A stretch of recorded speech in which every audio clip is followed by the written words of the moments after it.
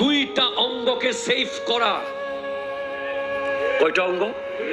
এই দুইটা অঙ্গ সেভ করলে গোটা যুব সমাজ জান্নাতি যুব সমাজ হয়ে যাবে। বলেন কয়টা? দুইটা। আমার নবী বলেছেন, মাই ইয়াজমান লি মা বাইনা লিহিয়াইহি ওয়া মা বাইনা রিজলাইহি আজমান লাহুল জান্নাহ। যে ব্যক্তি আমার জামিনের মধ্যে, আমার জিম্মার মধ্যে দুইটা অঙ্গ রাখবে, মানে এই দুইটা অঙ্গ পরিচালনা করার সময় আল্লাহকে ভাববে, নবীকে ভাববে, তার কাছে এই দুইটা অঙ্গ পরিচালনা করা। আমার ভাই একটু আগে বলল যে ওনার একজন ভাইয়ের কাছে ধরেন 10টা কার্গো গাড়ি আছে। কি আছে? কার্গো গাড়ি আছে না, বড় বড় ট্রাক। এরকম 10,000 ট্রাক পরিচালনা করা সহজ, ওই ছোট্ট অঙ্গটা পরিচালনা করা বড় কঠিন।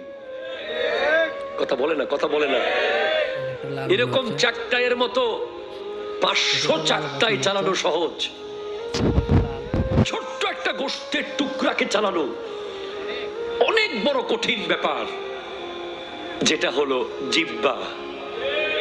ঠিক কিনা? জোরে কথা বলেন না।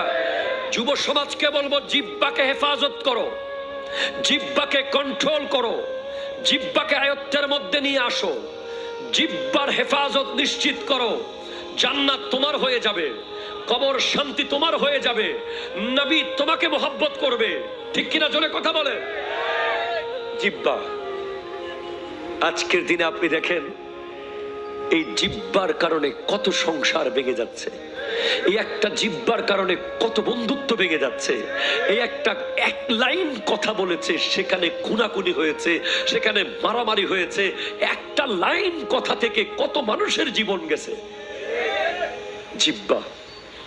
আমি আর পাচ্ছি না খুঁজে এমন বিশৃঙ্খল পৃথিবীকে, এমন ভয়ঙ্কর অবস্থাকে জায়গায় ঠিক করতে এখন জিহ্বাকে হেফাজত করা ছাড়া আর কোনো উপায় দেখতে পাচ্ছি না। বাস মান সাকাতা না যা, যে চুপ থাকলো সে মুক্তি পেল। ঠিক কিনা? কথা জোরে বলেন। যে চুপ থাকলো সে মুক্তি পেল। এক চুপ শত সুখ।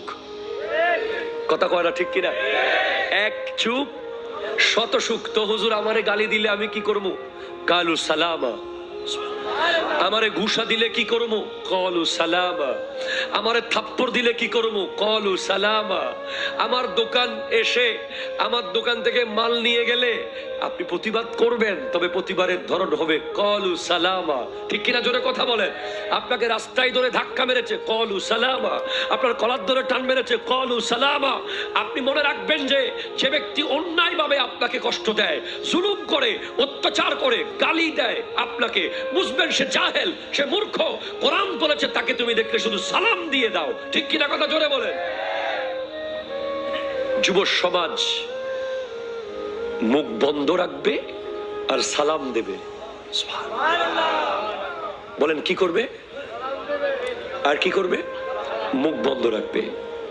পট পট পট পট পট গালি, হুট হুট হুট করে বংশ ধরে কথা, বাপ ধরে কথা, মা ধরে কথা, যাকে থাকে যে কোনো ট্যাগ লাগিয়ে দেওয়া। ঠিক কিনা বলেন? করা যাবে না। সেকেন্ড ওয়ান হলো লজ্জাস্থান, যেটা কন্ট্রোল করতে পারলে এই পৃথিবীর যুবকগুলো সব ওলি আল্লাহ হয়ে যাবে। ঠিক কিনা? জোরে কথা বলেন না। সব ওলি আল্লাহ হয়ে যাবে। আমি আপনাকে বুঝাই, লজ্জাস্থানের সাথে আপনার ড্রেস কোডের সম্পর্ক আছে, লজ্জাস্থানের সাথে আপনার চুলের সম্পর্ক আছে, লজ্জাস্থানের সাথে আপনার বাইকের এসকেলেটরের ঘোরানোর সম্পর্ক আছে, লজ্জাস্থানের সাথে আপনার চলাফেরা বিহেভিয়ারের সম্পর্ক আছে। আপনি যখন কোনো একজন বেগানা নারীকে কনভিন্স করতে চান, যখন তার দিকে মাইল হতে চান, তখন আপনি তাকে আকৃষ্ট করার জন্য চুল কাটেন। ঠিক কিনা? জোরে কথা বলেন। তাকে আকৃষ্ট করার জন্য ড্রেস মেনটেইন করেন, তাকে আকৃষ্ট করার জন্য আপনি নতুন ব্রিজে যেখানে 80-র উপরে স্পিড তোলা নিষেধ, আপনি সেখানে 120 স্পিড তুলেছেন। ঠিক কিনা? কথা বলেন। আপনি তাকে আকৃষ্ট করার জন্য বিয়ে বাড়িতে গিয়ে উপোস থেকে তার আশেপাশে ঘুরছেন, খাবার শেষ হয়ে গেছে। আপনি তাকে আকৃষ্ট করার জন্য রাতকে রাত ব্যালকনিতে দাঁড়িয়ে আছেন, তাকে আকৃষ্ট করার জন্য আপনি দিনকে দিন মোবাইলে চ্যাটিং করেছেন, তাকে আকৃষ্ট করার জন্য আপনি নামাজের টাইম চলে গেছে আপনি পার্কে দাঁড়িয়ে আছেন, তাকে আকৃষ্ট করার জন্য আপনি শপিং মলে গিয়ে বাবার পকেট থেকে টাকা চুরি করে গিফট কিনেছেন, ঠিক কিনা কথা জোরে বলে।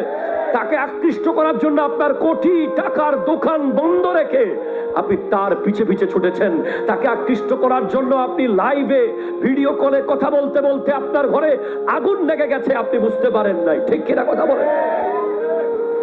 একটা লজ্জাস্থানকে যদি হেফাজত করে যায় বিশাল বড় ফিতনা দমন হয়ে যাবে। হুজুর করলাম না কি হবে? যদি বলেন হুজুর আপনার ওয়াজ মানলাম না, আপনি বলতেছেন মুখকে হেফাজত করতে, লজ্জাস্থানকে হেফাজত করতে, করলাম না কি হবে? এরকম বহুজন আছে না, করলাম না। আরে কি একটা শব্দ বলে না, খাল্লি বাল্লি, ঠিক কিনা কথা বলেন। আপনি খাল্লি বাল্লি বলেছেন, আপনি করেন নাই, মুখে হয়তো বলছেন না, কালকে সকালে আমল করবেন না, না করলে কি হবে? কোরআন বলছে ওয়া আনিবু, একটু জোরে বলে না সুবহানাল্লাহ। সূরা জুমার ওয়া আনিবু, ফিরে আসো, just you turn yourself, back করো, ইউ টার্ন করো, ফেরত আসো ইলা রাব্বিকুম, রবের দিকে। কে বলছে? আল্লাহ বলছে তোমার রবের দিকে ফিরে আসো। ওয়া আসলিমু লাহু, আত্মসমর্পণ করো রবের কাছে। মিন কাবলি আইয়াতিয়াকুমুল আযাবু সুম্মা লা তুনসারুন, আযাব আসার আগে আসো, আযাব আসার আগে আসো। তুমি কি ইপিজেটের আগুন দেখো নাই? ঠিক কিনা কথা বলেন না।